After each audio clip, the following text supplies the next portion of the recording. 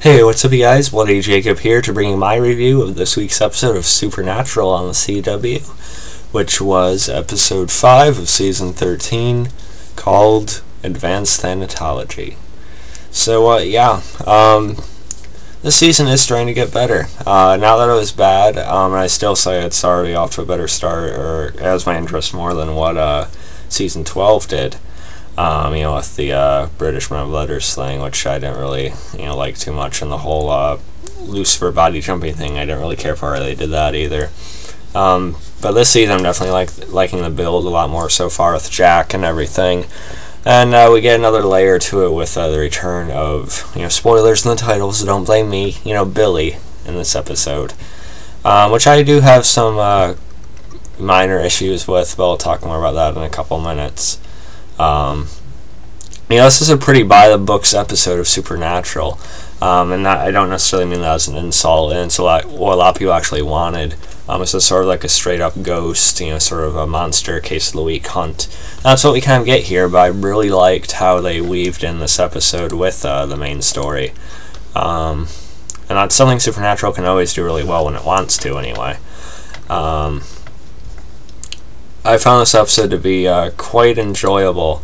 The story's not that complicated or anything. It's basically another kind of haunting situation with a child who actually ends up dead in this one, which is kind of surprising. They're trying to help his mother, and you get one of the more creepy, case of the week threats I've seen in a while on the show. I forget his name exactly, but he had that bird kind of mask, which was kind of creepy, and he used this drill, so I actually kind of like that.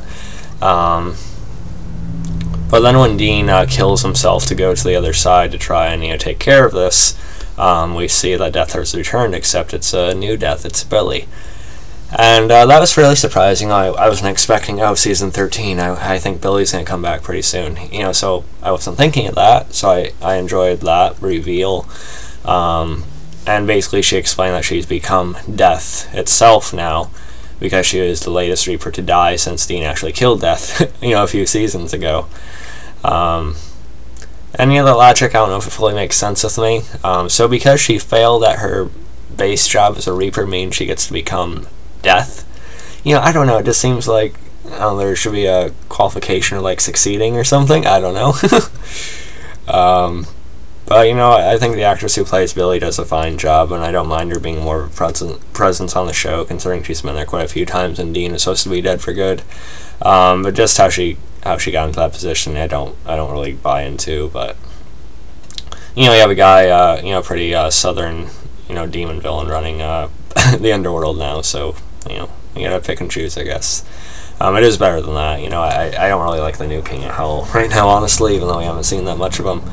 He just seems kind of typical to me. But maybe it's just because I miss Crowley.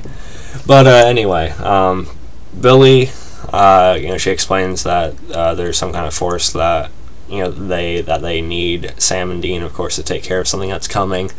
And that has been a weakness of this season. Maybe not just this season, but the show as a whole. It is feeling sort of recycled and repetitive. I love Supernatural, don't get me wrong. They have the poster in the background there. Well, not there. I have plenty of shirts. I collect a ton of merchandise. It's one of my favorite shows of all time, if not my favorite show of all time. Along with Being Human and The Walking Dead, Penny Dreadful, Game of Thrones, Dexter. I could go on and on. But I can't really deny that some storylines right now do feel recycled and sort of just sort of rehashed from different versions of itself from a few seasons ago or something. And that's the case here. We've had forces that need Sam and Dean before for this, kind of vague, threatening, purpose type of thing.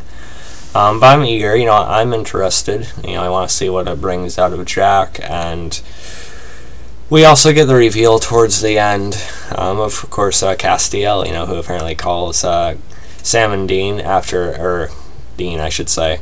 After a pretty good scene with Sam and Dean discussing just Dean's sort of disinterest in living. Even Billie recognizes that they just have the same drive or sort of energy that he's so sure he's going to win and survive this again. He's changed. But then of course that's when Cass calls. I think it would have been funny if he just appeared in the back of their car. That would have been a good throwback.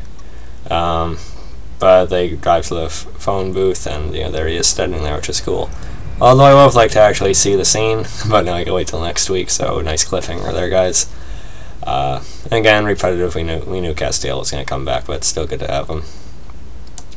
So yeah, overall this week's episode was pretty good. Fairly creepy case of the week villain. The Billie stuff, although again it feels recycled, I was interested. I was intrigued.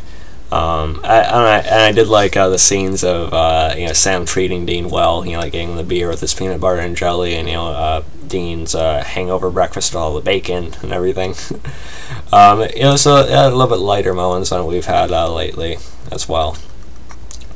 So yeah, if I had to rate this episode, again, as much as I might have complained about it, I still do enjoy it. There's never a bad episode of Supernatural. There's even like its decent episodes are still good instead. There's decent, but Supernatural's always above that. And this is fairly good for a Case of the Week episode. And we get more time spent with Billie. That actually elevated it.